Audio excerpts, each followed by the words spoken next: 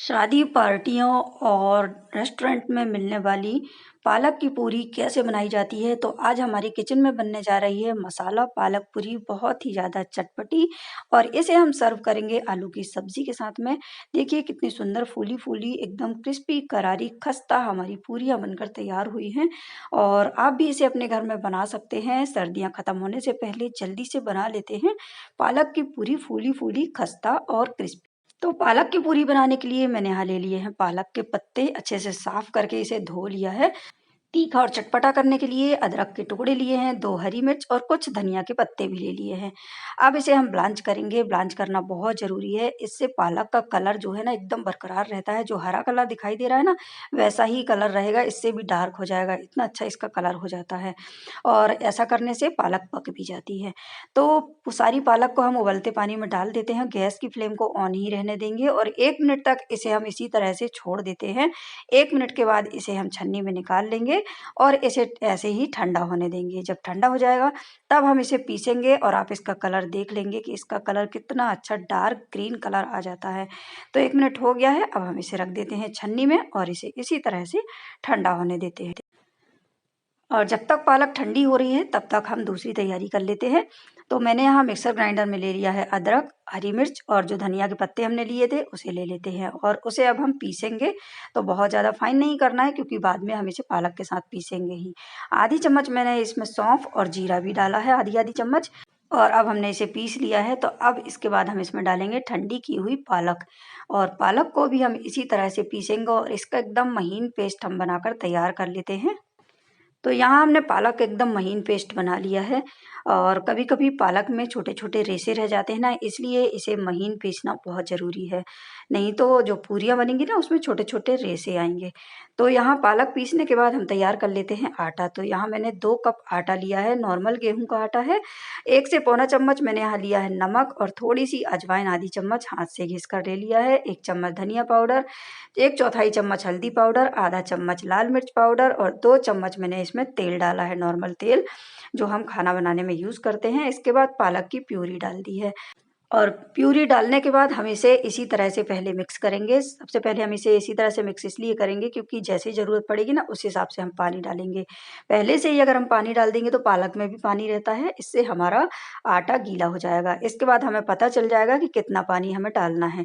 तो अच्छे से मिक्स करने के बाद ये जो है पालक है ना, ये आपको हरा पानी दिख रहा है, हमारे मिक्सर में बहुत सारा लगा हुआ था, मिक्सर ग्राइंडर में लगा हुआ था पालक, उसे धोकर मैंने यूज़ किया है। बिल्कुल भी पालक वेस्ट नहीं करना है। अब उसमें पानी डालने के बाद पालक का पानी डालने के बाद अब हम नॉर्मल पानी से इसे गूँधेंगे और इस एकदम इसका टाइट डो हमें लगाना है। जैसे पूरियों के लिए लगाते हैं ना वैसा ही टाइट डो लगाना है ताकि पूरियाँ बेलने में आसानी हो। अब 10 से 15 मिनट के लिए इसे ढक कर रख देते हैं ताकि आटा फूल जाए और इसे रेस्ट करने के लिए छोड़ देते हैं। और अब एक पाटे में लगा लेती हूँ तेल जिसमें हमें पूरियों को बेलना है। तेल को फैलाने के बाद 15 से 20 मिनट हो गया है डो को रखे हुए, तो अब ये अच्छे से फूल चुका है। और अब हम इसे 2 भागों में कर लेते हैं। और पहले हम इसे अच्छे से इसी तरह से गूँथते हुए पटे में इसी तरह से गूँथते हुए इसे स्मूथ बनाएँगे और ज़्यादा स्मूथ बनाएँगे। इससे क्या होगा, पूरी जब हम बेलेंगे तो वो फटेंगी नहीं और एकदम फूली-फूली पूरियाँ हमारी बनेंगी।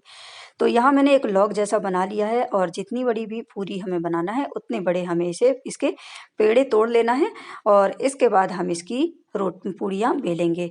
आप चाहें तो इसके पराठे भी बना सकते हैं। इसके पराठे भी बहुत टेस्टी बनेंगे क्योंकि हमने इसे एकदम मसालेदार बनाया है।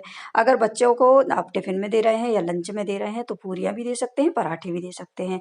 तो पराठे भी इसके काफ़ी टेस्टी लगेंगे। तो अब हम इसे बेल लेते हैं। ये देखिए पराठे में थोड़ा-सा तेल लगाया मैंने, बिल्कुल भी आटा नहीं लगाइए, नहीं तो जब हम पूरियाँ खाएँगे तो हाथों में आटा-आटा फ़ील होता है और तेल भी खराब हो जाता है। इसलिए आटे को टाइट गूँथना ज़रूरी है। अगर आटा गीला हो जाता है तब हम इसे इसमें सूखा आटा लगाकर बेल सकते हैं। तो इसी तरह से सारी पूरियाँ बेलकर तैयार कर लेंगे। इसके बाद हम पूरियों को फ्राई करेंगे। तो यहाँ मैंने सारी पूरियाँ देखिए बेल लिया है और अब हम चलते हैं फ्राई करने। तो मैंने यहाँ तेल को गरम होने रख दिया था मीडियम फ्लेम पर, तेल अच्छे से गरम हो गया है। और अब हम पूरियों को तल लेते हैं। तो मैं एक पूरी तल रही हूँ क्योंकि ये हमारी गाय माता के लिए है, पहली पूरी हमारे यहाँ गाय माता को जाती है। तो ये पूरी देखिए कितनी अच्छी तरह से फूल रही है। थोड़ा-सा स्पून से हमें चम्मच से दबाना है और इस तरह से तेल को पूरी के ऊपर डालना है, तो पूरी एकदम फूली-फूली निकल कर आती है। ये देखिए, फूल गई ना एकदम।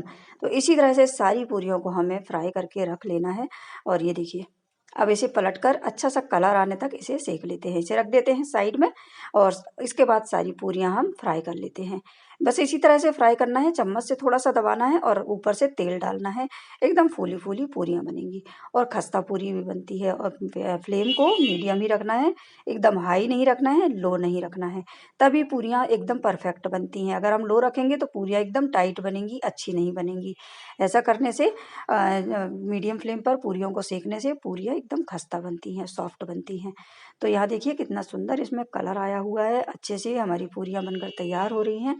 तो इसी तरह से आप भी अपने घर में पूरियाँ बना सकते हैं, पालक की पूरी, मेथी की पूरी, बथुआ की भी पूरी बनती है, कोई भी पूरियों को आप इसी तरह से बनाइए और मेरे चैनल को लाइक, सब्सक्राइब एंड शेयर ज़रूर कीजिए। और पूरियों को हम सर्व करेंगे आलू की सब्जी के साथ में या अचार के साथ में, या आप कोई भी चीज़ सर्व ना करें, सिर्फ इसे इसी तरह से सूखा खाएँगे ना, बिना सब्जी के भी खाएँगे तो बहुत टेस्टी आपकी ये पूरी बनकर तैयार हो गई है। तो मिलते हैं अगली वीडियो में नेक्स्ट रेसिपी के साथ में, एन्जॉय कीजिए।